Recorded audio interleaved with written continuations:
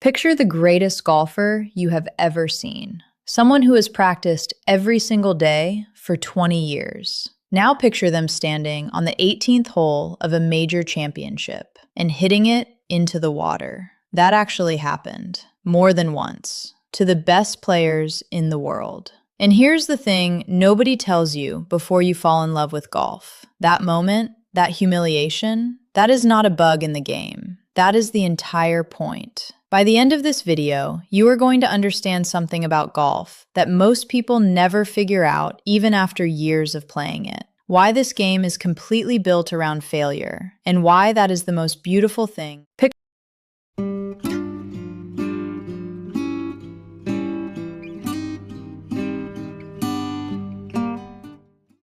Golf will humble you. That is not a warning. That is the whole point. Every single person who has ever fallen in love with this game, every person who has given years, sometimes decades of their life to it, has also stood on a fairway at some point and wanted to throw every club in their bag into the nearest water hazard. Every single one of them, without exception. And here's what I find genuinely fascinating about that. Golf is the only major sport in the world that is structurally, fundamentally, and unapologetically built around failure. Not occasional failure, constant failure. Built into the very DNA of the game. Think about what par actually means. Par is the number of shots a perfect golfer would take on a given hole. Not an average golfer. A perfect one.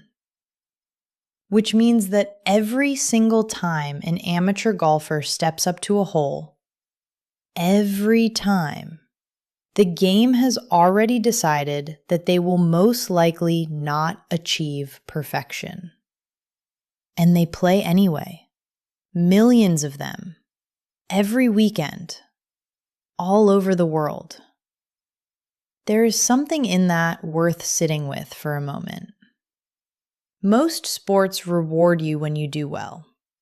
Golf does that too, but it does something else as well. Something more unusual. Golf punishes you for almost everything. A swing that is 1 degree off. A putt that lips out by a millimeter. A perfectly struck iron that catches a gust of wind at exactly the wrong moment. The margin for error in golf is so narrow, so unforgiving, that even professional golfers, people who have dedicated their entire lives to this game, miss shots. Every round. Without exception. Tiger Woods, widely considered the greatest golfer who ever lived, has hit shots into water hazards on the biggest stages in the world. Rory McIlroy has walked off a course having played himself out of a major he was leading. These are not beginners. These are the best human beings who have ever attempted this game. And the game still said no. So what does that do to a person? What does years of that kind of relationship with failure actually teach you? Here's what research on resilience and performance psychology consistently shows. And this is the part I find beautiful. The people who stay with golf long enough don't become better at avoiding failure. They become better at being with it. There's a difference, a profound one. Avoiding failure means playing safe, playing small, never attempting the shot that might not work. Being with failure means attempting the shot anyway, fully, committedly, without holding anything back, and then walking to wherever the ball ended up and playing the next one. Golf teaches equanimity in a way that almost no other experience in modern life does. Because modern life has become very good at helping us avoid discomfort. We can curate what we see, who we talk to, what we engage with. We can optimize almost everything. But you cannot optimize a golf course into cooperating with you. The wind doesn't care about your handicap. The slope on the green was there long before you arrived and will be there long after you leave. The game simply is what it is. And you either find a way to be okay inside that, or you don't play. And most people who try golf eventually don't play. They hit a few bad shots, feel embarrassed, feel frustrated, decide the game isn't for them.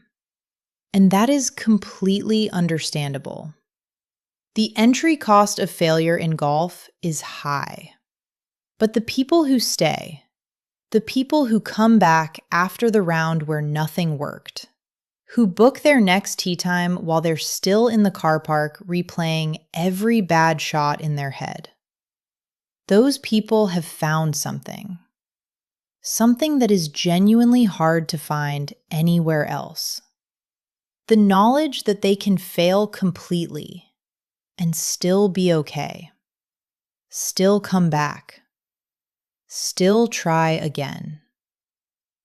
There is a concept in Japanese philosophy called wabi-sabi, the beauty of imperfection, the acceptance that nothing is finished, nothing is perfect, and that this incompleteness is not a flaw, but the very nature of things. Golfers have been living this philosophy for 500 years, without necessarily having a word for it. Every round of golf is imperfect. Every round. The handicap system, which is golf's way of making the game fair across different levels of ability, is essentially a formalized acknowledgement that nobody plays perfectly. The entire mathematical structure of the game is built around the assumption of imperfection. Golf doesn't ask you to be perfect. It asks you to keep going anyway.